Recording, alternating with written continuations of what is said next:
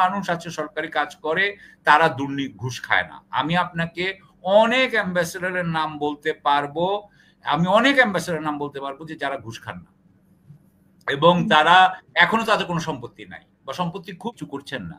তাহলে আপনি একদিকে বলতে পারেন যে যদি বিএনপি আসে তাহলে আমরা ভারতের প্রতি অনুগত একটা রাজ্য পাবো, আর যদি এখন ডক্টর ইউনূস থাকেন তাহলে আমরা আমেরিকার পক্ষে একটা রাজ্য পাবো। করেন আমি সেখানে মনে করি আপনি দরকার হলে পিনাকি ভট্টাচার্যকে রাখেন, আপনি দরকার হলে ইলিয়াস হোসেন সাহেবকে রাখেন, কনক সারোয়ারকে রাখেন, অন্যদেরকেও রাখেন। আমার নাম দিয়ে আমি কেয়ার করি না, আমি নামের করি না, আমি মানুষকে চিনে কথা বলি না। আমি এক লাইনে বললাম বিচার সংস্কারের ব্যাপারে তাদের এমন কোনো আমি উল্লেখযোগ্য ভূমিকা দেখতে পাই না। তারা তারা কার বিচারের জন্য কি কাজ করেছে বলুক, এনসিপি বলুক, কোন সংস্কারের জন্য কি কাজ করেছে সেটাও বলুক। আমি মনে করি এবং যে অনেকে সন্দেহ করছে, আমি মনে করি না, আমি শুনেছি অনেকে সন্দেহ করছে যে ওরা নিজেদের ওখানে ককটেল ফাটিয়েছে এবং ককটেল ফাটিয়ে নিজেদের জন্য একটা সিম্প্যাথি, এক ধরনের সহানুভূতি আপনার অর্জন করার জন্য এটা করেছে। এবং সাথে সাথে যেহেতু সরকার ওনাদের অভিভাবক, সেই জন্য সরকার ওখানে যে র্যাব এবং পুলিশ মোতায়েন করে দিয়েছে। সুতরাং আমি মনে করি না যে এটা একটা বড় খবর, আমি মনে করি এর মধ্যে কিছুটা ধোঁয়াশা আছে।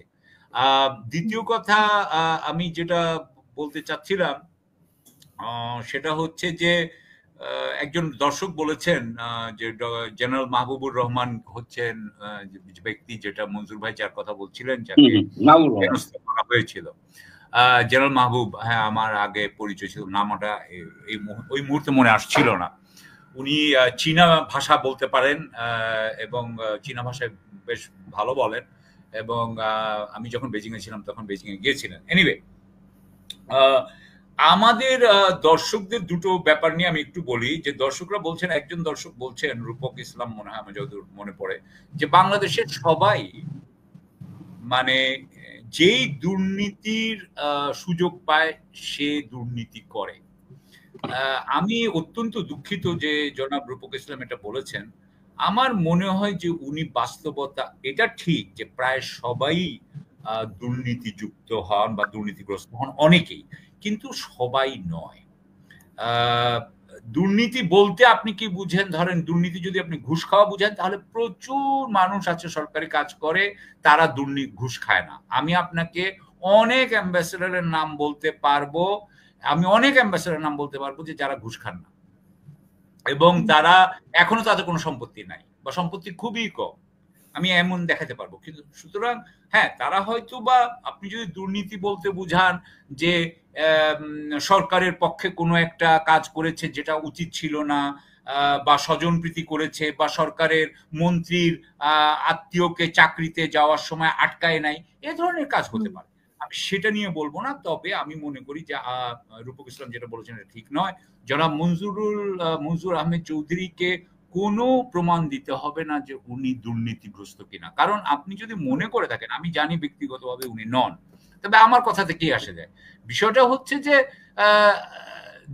মানুষের একটা রেপিউটেশন হয়। মানুষ যখন 30 বছর 40 বছর এক জায়গায় কাজ করে, তখন তার একটা ভাবমূর্তি দাঁড়ায়।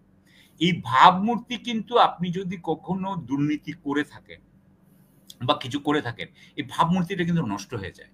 মানুষ এই ভাবমূর্তিটা কিন্তু হয় হাজার হাজার বা শয়ে শয়ে মানুষ আপনাকে দেখে এই ভাবমূর্তিটা তৈরি হয় বা আল্লাহ তৈরি করে দেন।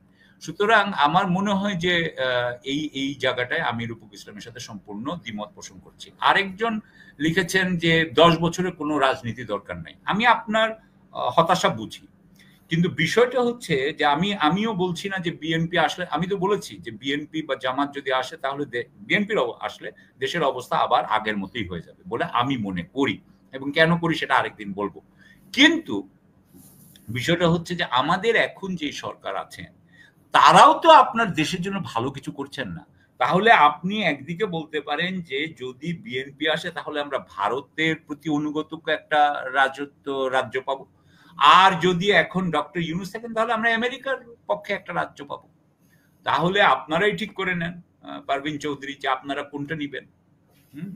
আমি মনে করি আমাদের রাষ্ট্র বাংলাদেশেরই খালি থাকা উচিত, এটা আমেরিকারও আমাদের লেজুর বৃত্তি করা উচিত না, আমাদের ভারতেরও নজর বৃদ্ধি করা উচিত না। এবং চীন তো বলেই যে বাংলাদেশের যে কোনো দেশের পররাষ্ট্র নীতি হওয়া উচিত তার জনগণের জন্য, যেটা বাংলাদেশ এই হাসিনার সময় করে নাই। এবং এখন আমি যদি দেখি যে এই আপনার ডিসেম্বরে, যদিও ফেব্রুয়ারি বলেছে, আমি যদি দেখি যে এই শীতকালে আরাকান আর্মি যুদ্ধ শুরু করে দিয়েছে, তাহলে কি আপনি মনে করেন এই দেশের এই সরকারকে আর সমর্থন রাখা যায়? কারণ সে এই দেশকে যদি আমেরিকার এই গন্ডগোলের মধ্যে আমাদেরকে ফেলে দেয়। আর আরেকটা কথা, এই সরকার যত সংস্কার করতে পারলো না, এই সরকার কোনো আমাদের স্বাধীন আদালত দিতে পারলো না, স্বাধীন বিচার ব্যবস্থা দিতে পারলো না, আমাদেরকে স্বাধীন পুলিশ দিতে পারলো না, আমাদেরকে আমলাতন্ত্র দিতে পারলো না, পুরো আওয়ামী লীগ আমলাতন্ত্র রেখে দিল, তারা আওয়ামী লীগের লোকজন চারিদিকে রেখে দিল, অলিগারদেরকে কিছু বললো না। অর্থাৎ দেশের ইকোনমি পাল্টাবে না, দেশের সমাজ পাল্টাবে না, কিছুই পাল্টাবে না। তাহলে এই এত মানুষের হত্যার কি দরকার ছিল? কি দরকার ছিল? এই ভোট দিয়ে কি আমরা কি প্রত্যেকবার ভোট দিয়ে একবার আওয়ামী লীগকে আনবো, একবার বিএনপিকে আনবো, এবং তারা দুইজন একবার যে উনারা একেবারে একচ্ছত্র আধিপত্যের মধ্যে সমস্ত পয়সা কামাই চলে যাবেন? Is that the system? উনি এই সিস্টেমে থেকে আমরা বের হব কি করে? ডক্টর ইউনূসের বক্তব্য কি এই ব্যাপারে? কোনো বক্তব্য আমি দেখি না। এবং আজকাল আরেকটা জিনিস খেয়াল করছি, কারণ বাংলাদেশের অভিজাত যারা আছে আর কি, আপনার সোকল ডেলি, তারা তো ভীষণ ভাবে লেজুর বৃত্তি করে। আমি আগেও বলেছি, লেজুর বৃত্তিতে একেবারে সেরা। এখন সব ডক্টর ইউনূসের লেজুর বৃত্তি করতেছে সবাই। ডক্টর ইউনূস থাকবে খুব ভালো হবে, থাকলে আমি একটা চাকরি পাবো, আমি 2 লক্ষ টাকা কামাবো, 3 লক্ষ টাকা কামাবো। অনেকে এই ব্যাপারেও বলছে যে যারা বিএনপিকে পছন্দ করছে না, বিএনপিকে পছন্দ না করলে বা রাজনীতিকে পছন্দ না করলে তারা বলবেন এটা স্বাভাবিক। আমি তাদের কথা বুঝি, এই রাজনীতিকে কোনো মতেই মানা যায় না। আমি মনে করি গত 2000 বছরে বাংলাদেশে, মানে এখনকার রাজনীতি পৃথিবীর সবচেয়ে খারাপ অবস্থা। কিন্তু এটা তো মানে চেঞ্জ করবে বলেই তো 10 মাস সময় নিয়েছে বা আরো সময় নিচ্ছে।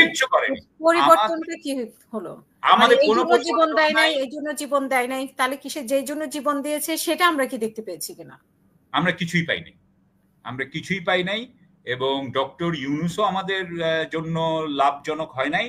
আর হাসিনা তো যা হওয়ার হয়েছে, এবং বিএনপিও ভবিষ্যতে লাভজনক হবে বলে আমি মনে করি না। সুতরাং আমরা we are between a rock and hard place. আমরা একটা মানে কি বলে, শাখের করাত বলে না, যে দুই দিকেই কাটে। মানে আমরা এমন একটা অবস্থায় পড়েছি, একটা অচল অবস্থায়, যে আমাদের কোনো দিকে আমরা যাওয়ার চিন্তাই করতে পারছি না। যদি না ডক্টর ইউনূস বাংলাদেশের বিপ্লবের পক্ষে যারা তখন কাজ করেছে এই হাসিনার সময়, তাদেরকে নিয়ে নতুন উপদেষ্টা পরিষদ যদি না তৈরি করেন, আমি সেখানে মনে করি আপনি দরকার হলে পিনাকি ভট্টাচার্যকে রাখেন, আপনি দরকার হলে ইলিয়াস হোসেন সাহেবকে রাখেন, কনক সারোয়ারকে রাখেন, অন্যদেরকে রাখেন। আমার নাম দিয়ে আমি কেয়ার করি না, আমি নামের ইয়ে করি না, আমি মানুষকে চিনে কথা বলি না। আমি যেটা বলতে চাই, আপনার একটা নীতি তো থাকতে হবে।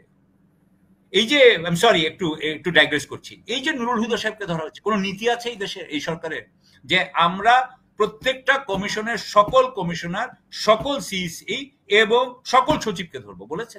বলেনি। কিন্তু একটা আলতু ফালতু বিএনপি নিশ্চয়ই ওনাদের সাথে কথা বলে একটা যে মামলা করে দিল, করে দেওয়ার পরে একজনকে ধরলো, আরেকজন লাভ, আরেকজনের কথা আমরা জানি না, রকিব আহমেদ সাহেবের কথা। সো আমি যেটা বলতে চাচ্ছি যে এই সরকার একেবারে সব লেজে গোবরে করেছে, এবং এই লেজে গোবরে করেছে। এখন আমি মনে করি যে ডক্টর ইউনূস যেহেতু লেজে গোবরে করেছেন, এবং উনি মানুষের সম্পর্কে যা কথা বলেছেন, উনার আসলে ক্ষমতায় থাকার জন্য অধিকার আছে কি না সেটা উনি বলুক। আর উনি যদি লজ্জা শরম যদি থাকে তাহলে উনি বলুক।